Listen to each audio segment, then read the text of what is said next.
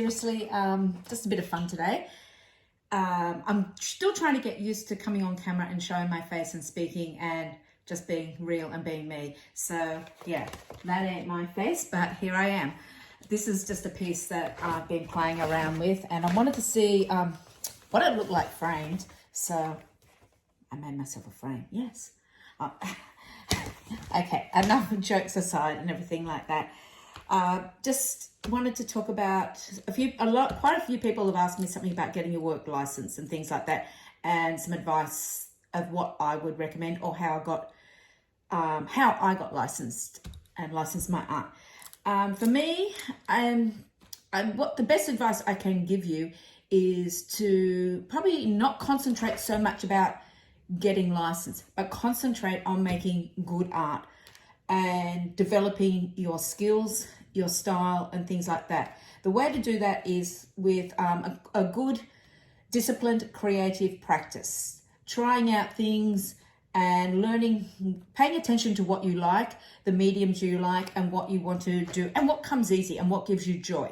So that's how I've always done my art business. It's always purely like a passion project of mine, something personal. It gives me joy. It comes from the heart and it's soulful. So when I do something, I switch up mediums, yes, a lot. I'm in a painting phase at the moment because it's winter, it's cold, so it's a perfect opportunity. And I really wanted to, over the next 3 months, really focus and honing and trying out a few new ideas and to develop my skills and also have a body of art that I can. Well, the idea is that they will be sold. I'm putting that out there, and because I always have people who are wanting to buy originals. But going back there, I think a lot of times there's too much emphasis thrown on contacting people, contacting art directors, pitching portfolios, following trends, jumping on the new thing and all that sort of stuff. When that sort of time, okay, it is important to do, but I think more focus should be spent on actually the part of creating the art and creating good art that is constantly evolving.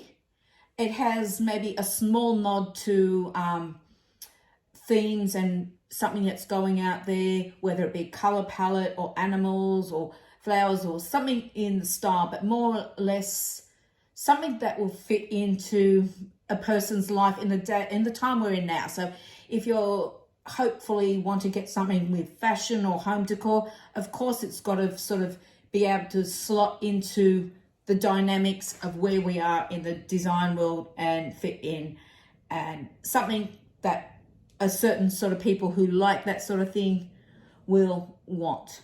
Okay.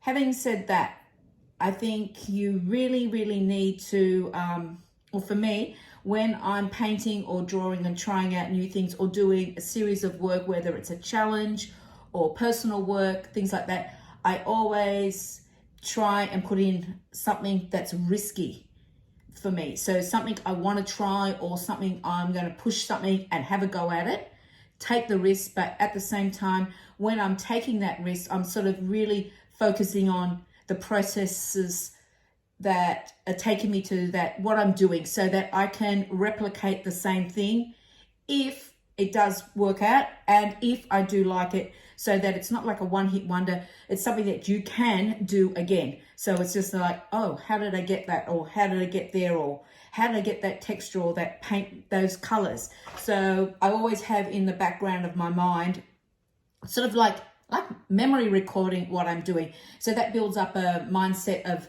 like an artist's memory bank of things. It's like, well, people start drawing, and children will start drawing a tree like a lollipop stick. And so once they've been taught that, they know they can draw that. Or you get taught what a circle is, you can draw a circle. Okay, at first it's wonky, but then it gets better and better. The more circles you would draw, the better and more perfect it is. Okay, but the idea is not getting perfection, because perfection is never attainable.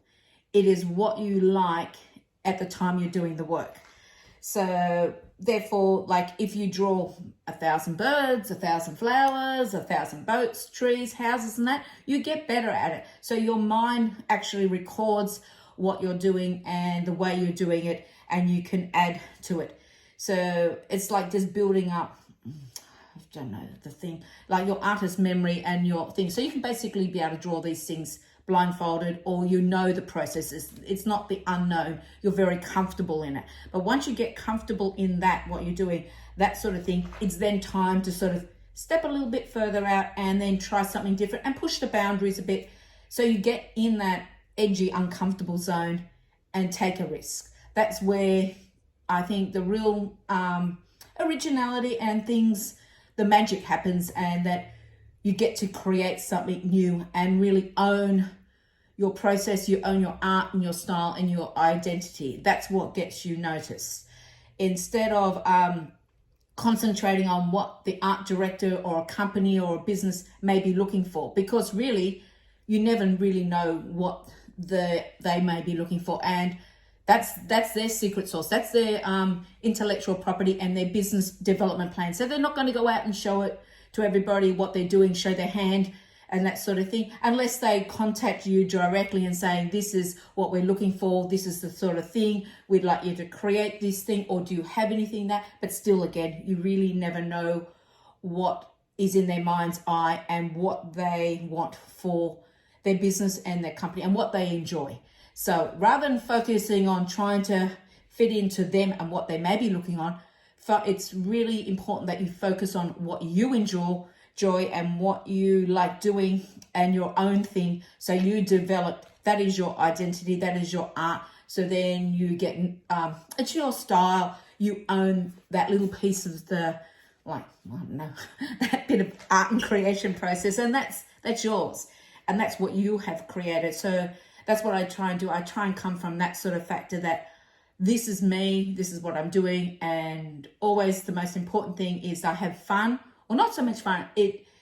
I'm following my passion, my creative passion and joy. And so at the end of it, I've had those experiences, and that is something that's very rewarding for me. So I can look at it and say, yeah, and it's like a memory sort of thing. It's like going to a party or a dinner party. You're in the moment, you're enjoying it and everything, but you've created the memory. So it's like when I create art, those are the memories of my art, and it's very personal. So you're putting all that into your work. Yeah, so sometimes you just need to get out there, put a frame on it and stand your ground, get your territory, and yeah, develop something. So I ain't National Geographic. I'm Kirsten Katz. I'll see you next week. Bye. Visit my website to see more art and shop the collections.